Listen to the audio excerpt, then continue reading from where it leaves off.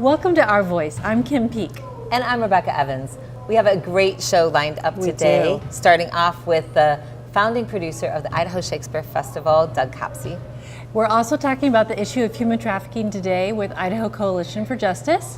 And we're doing an interview with Joe Peel with an interview with Bill Wallace, who was Elvis Presley's personal trainer. That is the coolest thing you've done so far, I think, on this show. But also then, finally, we're in our Acoustic Cafe. We're having Andy Byron, a local musician and country music icon who's opened up for the likes of Travis Tritt, George Jones, one of my favorites, Little Big Town. And so many more. So you're going to want to stay tuned. Definitely.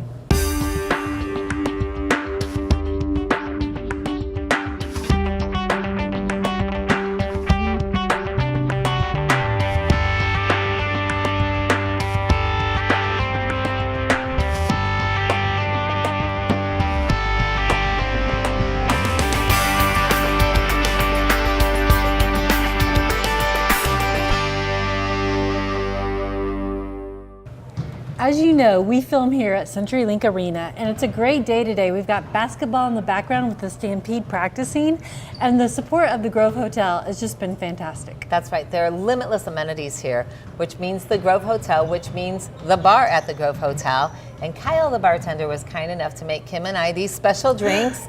So we have the Kim, which is the mocktail. The mocktail, yes. And then we have the Rebecca, which is the mild-tail. Oh, there you go. And we're going to visit Kyle.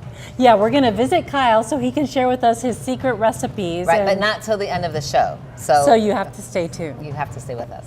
And next, though, we have the former president of the Idaho Writers Guild, Doug Copsey, with a great interview with Rebecca.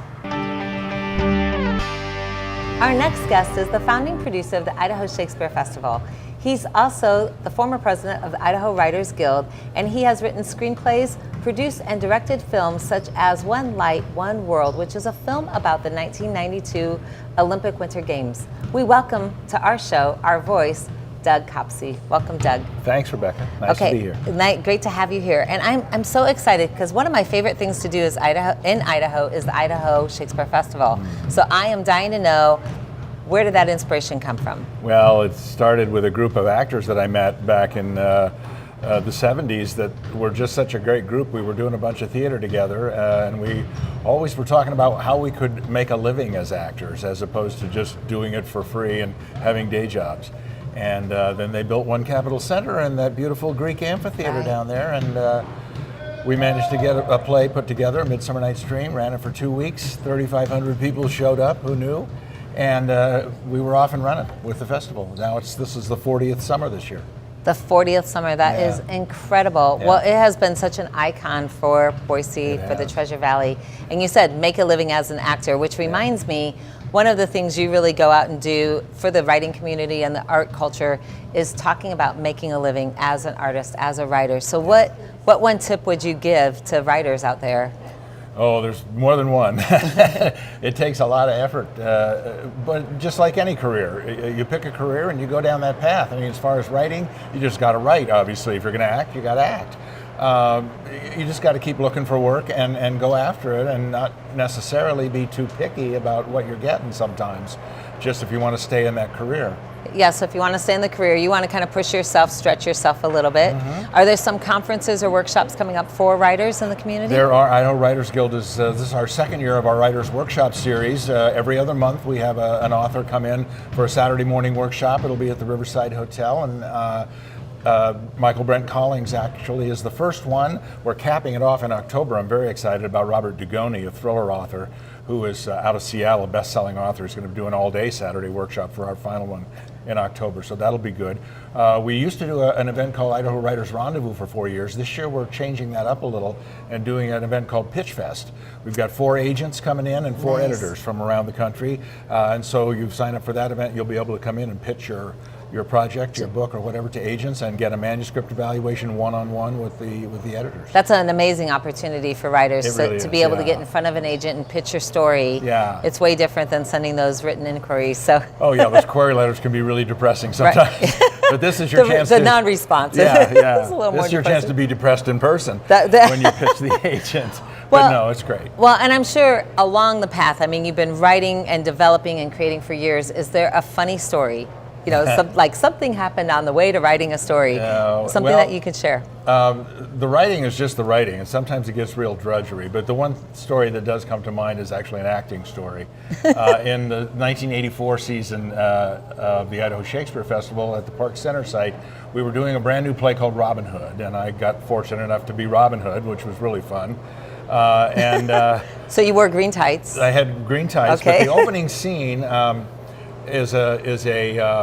and I play an old woman comes running through the crowd, screaming to distract the sheriff, and it ends up in a giant sword fight with the Robin Hood's merry men and all the sheriff's men, and I'm downstage center with a two-handed broadsword in a fight with the sheriff of Nottingham, with all these fights going on around me, and I feel my costume start to loosen up around the waist.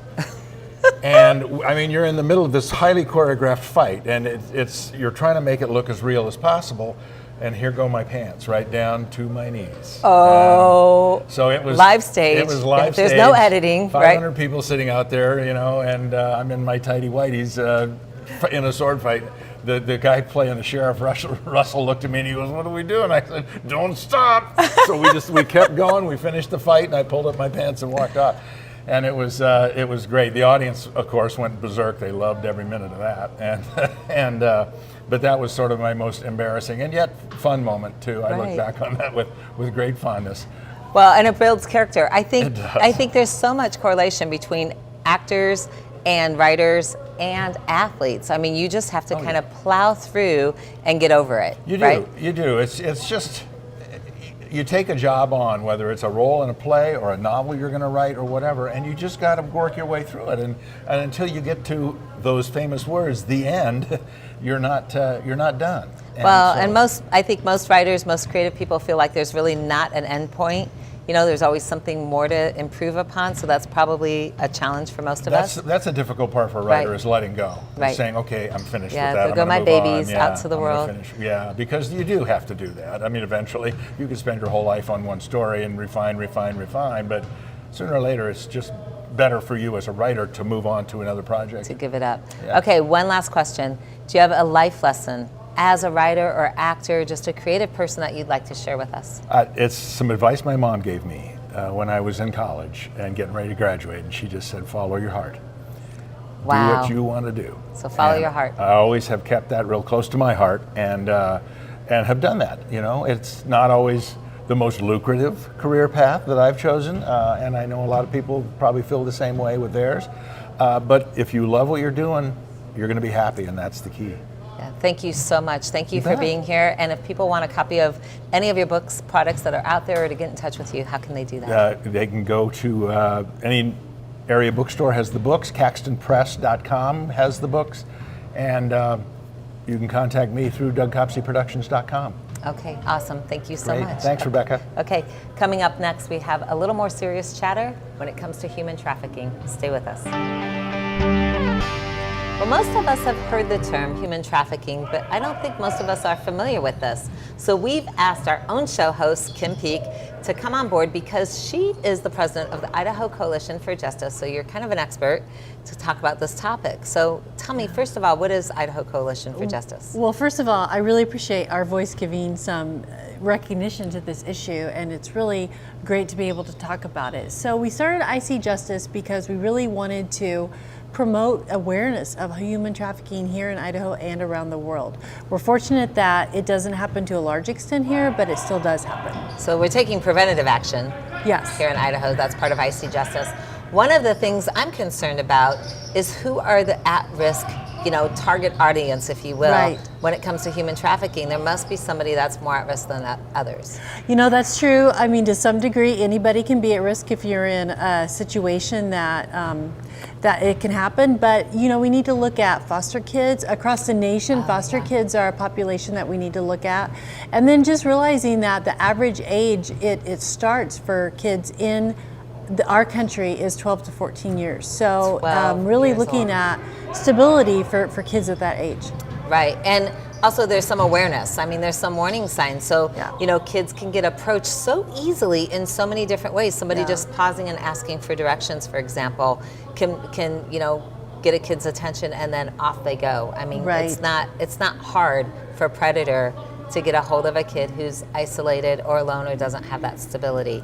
I think that's a really good point. And so really encouraging, teens to be aware of their surroundings, like we've talked about with other guests, and safety, Right. just being aware of that and being aware that this does happen. Okay, and so there is training provided as well. Do you want to talk a little bit about that? Yes, so it's great. The State Department of Education has training on their website, and we're going to have that available on our Facebook page. And it's awareness training for teachers and educators, and also there's one for students. So it's really great to kind of walk through some of the, like you said, the signs, kind of preventative measures. And then there's a lot of services if somebody finds themselves in that situation. And the key thing is to realize, do what you can to get out of that situation. Right. So what can we do as a community? What's the recommendation? How can people get involved and be part of the solution? Right. I think there's two ways. Definitely watch the training. If you have a teenager, a young adult, have them watch the training. It can just be valuable to know what to look for. Right. And then number two, on our Facebook page, Idaho Coalition for Justice, we just promote a lot of the organizations in the Treasure Valley. Support them. They're doing incredible work here and around the world. Okay, and you have an app, you have some resources, Yes. so how can people get a hold of this? Yes, they can download Traffic Stop. We'll have that available on the website as well and Facebook. And download that. It has the resources for the training, and you can ask questions. It's a great way to learn. Okay, awesome. Thanks so much for being here with us. Yeah, thanks for having me. And so next we are going to have Joe Peel, and he is the owner of White Lion Kajukenbo. And also an interview that Rebecca did with Bill Wallace, Elvis Presley's personal trainer. I don't know how she did that, but it's amazing. So stay with us. Well, we are here at CenturyLink Arena. Basketball is going on in the background on the set of Our Voice. Now, one of the things, we do intense topics and intense interviews, but we also offer some fun interviews. And we recently had the chance to go interview Bill Superfoot Wallace, who is a personal trainer to Elvis Presley. Let's take a look. So we're here at White Lion Kajukenbo, and we are with the incredible Bill Wallace, Superfoot, right? Yes, ma'am. Who has been training our kids here in the Treasure Valley, and it is such an honor. I want to ask a couple questions. What got you involved in martial arts, just to begin with? I was a wrestler in high school and college. And when I joined the service, they didn't have a wrestling team, but they had a judo team. And judo was very, very similar to wrestling. So I started playing judo, and I got to be pretty good at judo. Then I tore my knee up, and I was in a cast. So I started doing karate in a cast. And then your career took off. Yeah, I couldn't do anything with the rear leg, and at that time, everybody was power, power, power. So, and I couldn't throw any power because my leg was bad in it. I tore the ligaments. So I was doing everything fast with the front leg, throwing the side kick, a round kick. And all of a sudden, I was hitting everybody with them. And I'm going, why aren't you blocking this stuff? We can't even see it, let alone block it. And you landed in Hollywood. Yeah, well, first of all, I worked for some guy named Elvis. And I'm working out, and all of a sudden there's this big commotion out in the foyer. And in walks Elvis with his entourage. And the guy says, Mr. Wallace, Elvis would like to speak to you. He says, come here. So I walk over there and walk out in the foyer, and that's Elvis. And he says, how you doing? I shake hands with him, how you doing? He says, I saw you fight in Dallas, really, really good. I said, thank you. And we sat and talked for about 15 or 20 minutes. And I never thought anything about it. Right. Then I graduated from school, moved back to Indiana, where I was from. He called and says, get back down here. I worked for him for 3 years, from 1974 to 1977 when he died. So now you've come up with what I've heard is called the Superfoot system. And you are teaching this to youth all over the world. But it's just the idea, that little kids aren't strong enough or aren't big enough to be powerful. So maybe they can use their speed, their size, their movement to set up some of the combinations, some of the techniques. Well, thank you so much, and it's been an honor just talking to you, getting to know you, sharing your story a little bit, and watching you work with these kids. It's really fun. Well, thank you. Thank you. Oh my gosh, so here we are with Joe Peel. He is the owner of White Lion Kajukenbo. Thanks, Joe, for being on the set. And you're also a personal friend of Bill, right? Right. Okay, so what did you think of that footage? I kicked his butt. Did you see that? That was a lot of fun. So not very often someone gets to do that to him. I was privileged. I just love the fact that Bill does so much work in the community for kids. Yes. Out there with his Superfoot system. What's one of the things that you love about Bill? I've known Bill for several years now, and every time we've got together, just a wonderful friend. incredible athlete, and just has a heart for the communities around him. Even at his age today, it's very hard to get past those feet of his. Just unbelievable. Yeah, he's in incredible shape for his age. Talk about inspiration. Yes, he is. That is unbelievable. Okay, so I know you're involved a little bit with the front street fights that happen right here at CenturyLink Arena, and there's so much controversy fighting as a sport. So I want to get your, I'm a mom, so I'm not, an advocate for fighting. I'm usually trying to break up fights. But what's your opinion? We actually look at the front street fights as an opportunity for those who want to test their skill levels at a higher level. It's a good way for them to go in and see what they're all about. And when I teach my traditional martial arts, we try to avoid a conflict, but this is a little bit different thought process altogether. And it's a chance for some young men or young people who really want to push for a higher limit to see what they're capable of doing. So as a sport, and there's rules. So it's not like just a, go after it fight where people are ripping each other apart. It's actually a sport. And I think that's really the difference. And I want to commend you, because one of the first rules of thumb that you teach is how to avoid conflict. And I know as a mom, I appreciate that. Walk away from conflict, show some self-discipline and self-control, right? Speaking of self-discipline, self-control, self-defense is a big thing. You just recently taught a women's self-defense course at your dojo. Yeah, we've got 2 weeks left to go on that. Okay, and so what are some tips for our viewers? Just some simple tips that every day, how can we be a little more protective of ourselves? Well, first thing in self-defense is you've got to keep your eyes up. You've got to be looking around. You've got to be aware of your surroundings. Always paying attention is number one rule. If you know your surroundings, you can avoid many situations from the get-go. In the military, we always call that check your 6 o'clock. Yes. You always know so go ahead. Okay. And then as a response to a situation that could happen, do you have a game plan of any kind put into place? Do you have in your mind what you could do, how you can do it, and what your options are if you are in trouble? And so we really try to enhance the attitude of a game plan as well as being aware. So awareness and a plan B. Yes. Awareness and a plan B. That's good to know. If people want to get a hold of you, for your self-defense classes, you also do some fundraisers like your breakathon. You have a lot going on in the community that you offer. How can they get in touch with you? Yes. They can get a hold of us at whitelionkajukenbo.com. We are on Facebook under White Lion Kajukenbo. You can also contact us at 284-4493 for the events we're doing, and we are doing our 14th annual fundraiser breakathon on May 14th. Awesome. Okay, so May 14th breakathon, it's where you break a lot of bones, not boards. No, break a lot of boards, not bones. You break a lot of boards, not bones. So make that clear. So when they see breakathon connected to you, they're not thinking that they're going to be broken apart, right? The breakathon is to benefit at-risk youth and their families in the Valley and help them have an opportunity to be productive in today's society. And you have a number of boards that you want to break. Yes. Which is 2,000? Is it 2,000 boards? We have broke as many as over 6,000 boards last year. Over 6,000 boards in just a few hours. 1 hour. In 1 hour. 1 hour. 6,000 boards in an hour. Okay, well, thank you so much for being on the set. I appreciate it. Coming up next, we have one of the best voices in Idaho singing for us some country music, musician and artist Andy Byron. Welcome back to Our Voice. We're so excited today to be joined by Andy Byron, local musician, and Andy's going to share with us just his passion for music and what really drives him. So welcome, Andy. Thanks, Kim. Great to see you. So it's good to see you.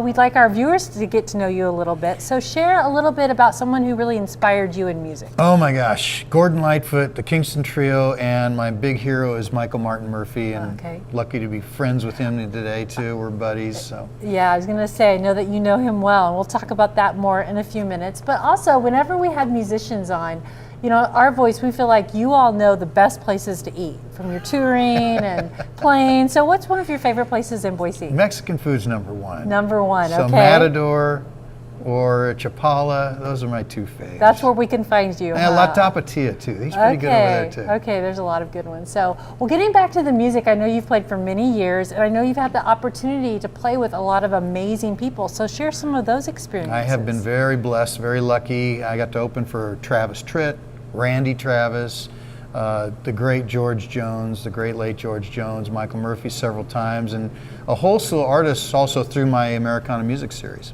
Right. So let's talk about that music series, because I know that's really your heartbeat. As anybody who gets to know you can tell that in a minute, which is awesome. So tell us a little bit about that and how it got started. Well, it was actually Murphy's idea. He played a show for me a couple of years ago at the Sapphire Room, just on a lark, and he said, you need to start a music series. You need to call it Andy Byron's Americana Music Series and bring in artists kind of like my era level, actually not just era, but also younger artists too. Okay. And so I started booking nationally touring acts, and I opened the show and I MC it, and it's been a blast. We've had a lot of we have Solis coming up, Susie Boggess coming up, I got Jimmy Webb coming back, so some great acts. That's great, and I know that really is your heartbeat, and what I feel like is it's such a legacy you're bringing to Boise of all types of music. So I know that's really, why people is are that appreciating it. I mean, Yeah. people are asking for it, and there's no place like that to go. Yeah. They got the Knitting Factory, the Egyptian, larger venues, the Revolution. This is an intimate nightclub type like setting where they can literally hear and see everything. Everything. That's great. It's really so special. We're really excited that you're going to actually play for us now. So tell us what you're going to sing for us. I'm going to sing the lead-off track on my new CD, which is called Don't You Let It Rain. Don't You Let It Rain. Okay, Andy Byron, we're not raining on his parade. Here we go.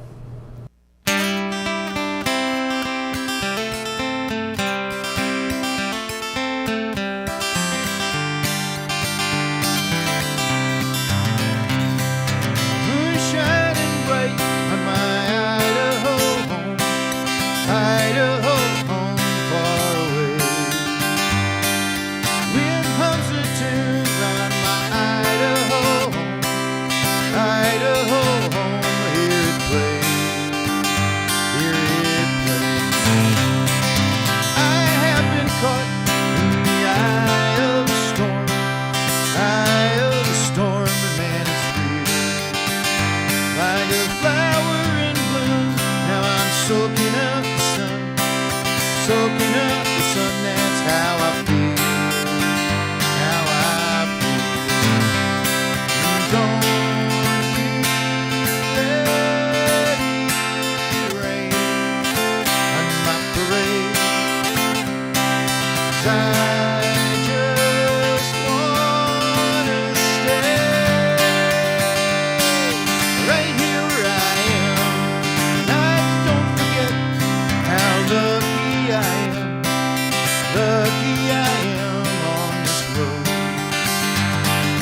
Too many souls have lost in the dark, lost in the dark. Let's lead 'em home, lead 'em home.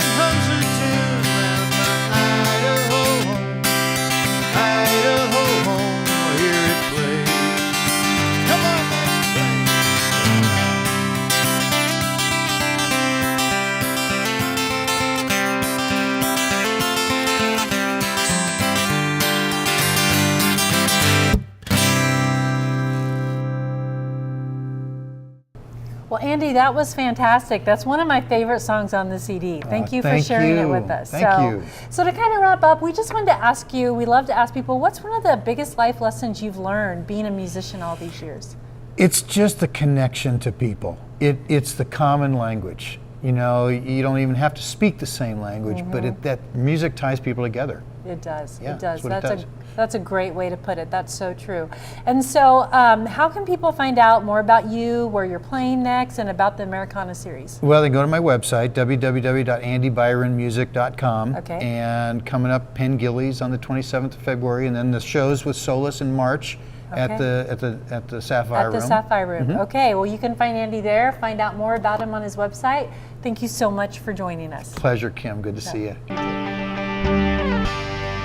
So we promised you a sneak peek with Kyle regarding our drinks. Yeah. So let's take a look.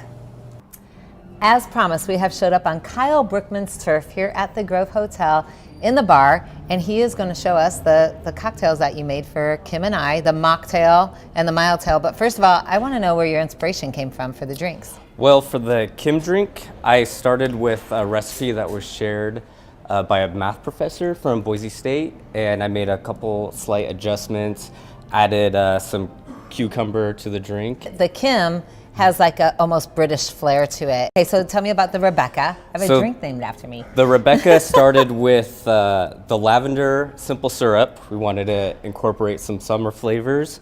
And I also wanted a drink that included tequila that I enjoyed drinking, because sometimes it's hard to find tequila a that good he tequila enjoys. drink. He didn't even ask me if I enjoyed tequila, but you know what? I love lavender, and you can't taste the lavender in it.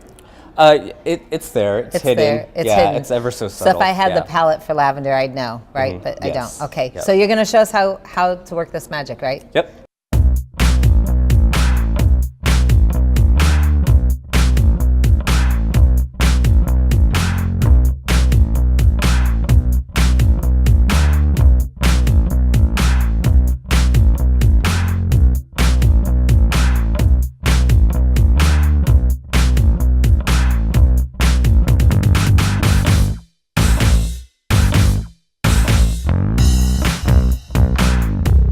You can order the Kim or the Rebecca at the Grove Hotel lobby bar any day of the week.